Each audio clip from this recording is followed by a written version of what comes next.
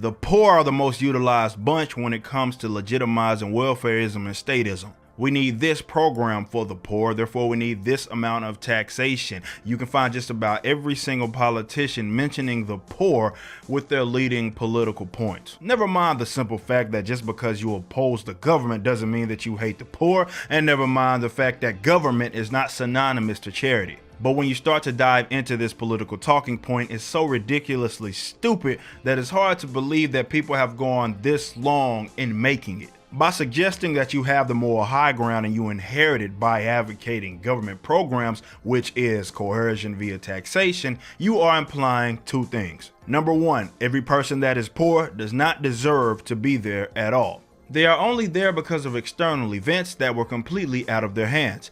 There's nothing they've done, no self-inflicted wounds, and they've done every single thing that they can to get out of poverty. The second thing you are implying is that there are no examples of people that were once poor that are no longer so because of their own doing, or at the very least their experience becomes negated by those that were unable to do so. Anybody that has half a brain knows that neither one of these are true. For example, I myself grew up in this sort of struggle, growing up in a single parent household with a mother that worked multiple jobs to provide. She was way too stubborn for welfare, and here I am. On the other hand, I know people that grew up in similar situations that did the same, but others that are still broke or poor. I know people that once had money that gambled it away. I know people that were middle or middle upper class that are now in lower classes due to their own efforts. I also know many people that are able-bodied but would much rather smoke weed and hit licks or do the bare minimum to get by. When you consider these harsh realities, the poor becomes such a terrible, nonsensical argument for government programs. In fact, the welfare state actually incentivizes failure, because they're basically saying that so as long as you are below this certain line in terms of income, or you have this amount of kids and you meet this certain criteria, no matter why you're in that situation, you get this money, you get this government assistance.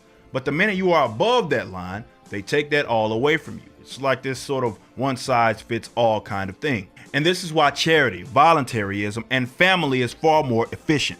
Certain people respond certain ways to certain methods. Some people may need a little bit of extra money, just a little bit of cash to get back on their feet, and they'll be good, fine, and dandy. You got other people, on the other hand, that may just need a kick in the behind. They don't need the money at all. They just need that sort of motivation. Either way, those and competing firms are far better, and the means in which they are done is not under this threat of a government gun to fund the most corrupt and evil and criminal organization known to man, the government. So when you say things like some people can't afford yada yada yada, you are correct, but some people can. You can say things like not everybody can get out of that situation. Well, some people have. Regardless, these are terrible arguments, and they certainly don't justify the use of the state. And that applies to everything, not just welfare. Government does not have the incentive to, nor can they eliminate poverty. America's federal government, for example, spends like 50% of their budget on these entitlement programs. Yes, way more than what they spend on military, which is also inefficient, but they're still poor people. Now, don't get it twisted. There are numerous laws that actually hurt poor people, like the war on drugs, and there are unfortunate events. But there are also other laws that are passed in the name of helping the poor, like minimum wage and government regulations, that have opposite consequences because it prevents them from being able to enter the market. It should also go without saying that things like corporate welfare should be eliminated as well.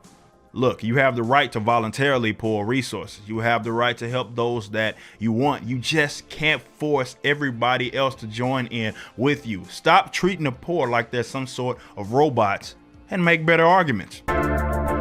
Isn't it insane that it's such a hard concept for people to grasp that in a free society, you are free to help the poor?